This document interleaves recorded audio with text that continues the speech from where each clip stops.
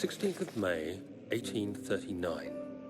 The unflinching African sun has continued to plague our expedition. Later that evening, we uncovered a passage beneath the dunes leading to a sand-covered stone structure.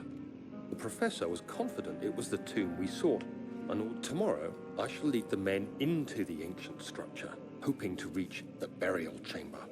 No matter what the professor is keeping from me, the dig should yield something interesting to take back to London and the British Museum.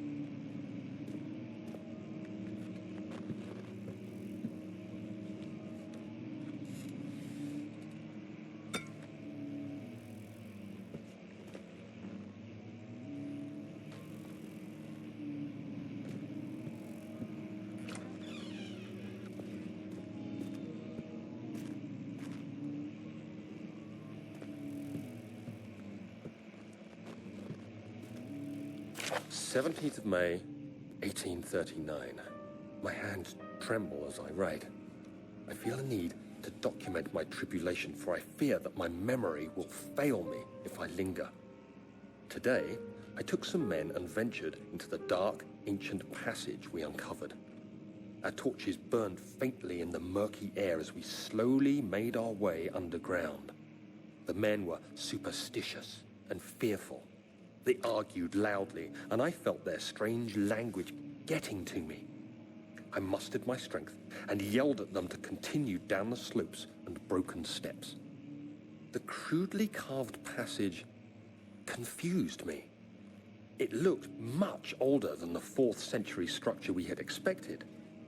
The twisting path emerged into a great antechamber. The walls were lined with statues unlike any I'd ever seen.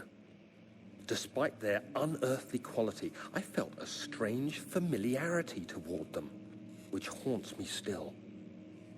At the far end of the chamber, I was trapped.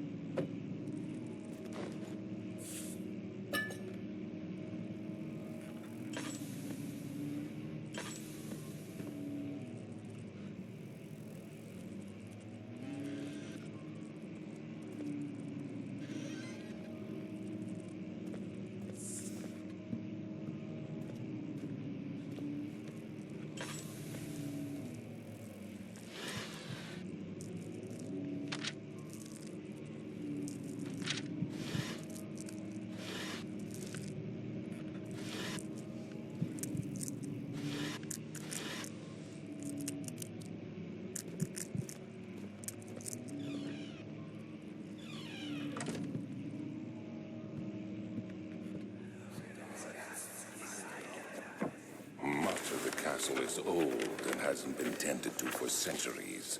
When the shadow arrives, it won't take long until things start falling apart. We're just buying time anyway. Let's do what we can. There isn't much to be done about the wards. We should reinforce weak structures.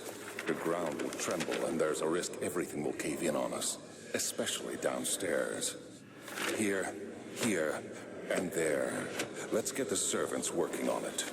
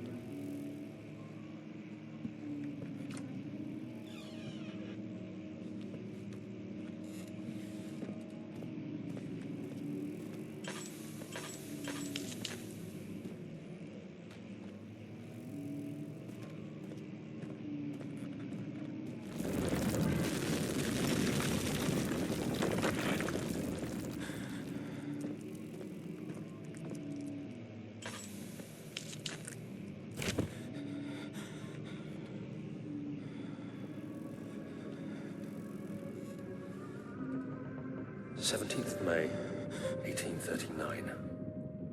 After pounding the unforgiving stone wall for what seemed like an eternity, I realized it was hopeless. I was trapped.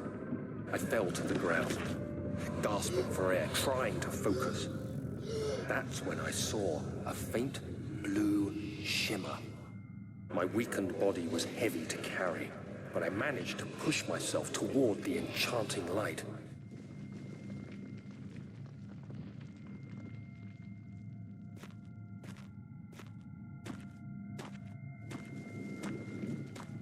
It was waiting for me. Enclosed in dark nothingness, I felt myself drawn to the mystic light. I reached out, closing it in my hands.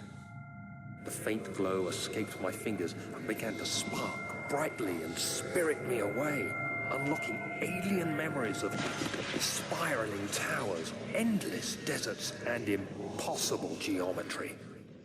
The next thing I can remember is the grating sound of stone being lifted, the voices of the Arabs pulling me to safety, and grasped firmly in my hands was the broken pieces of a most peculiar relic.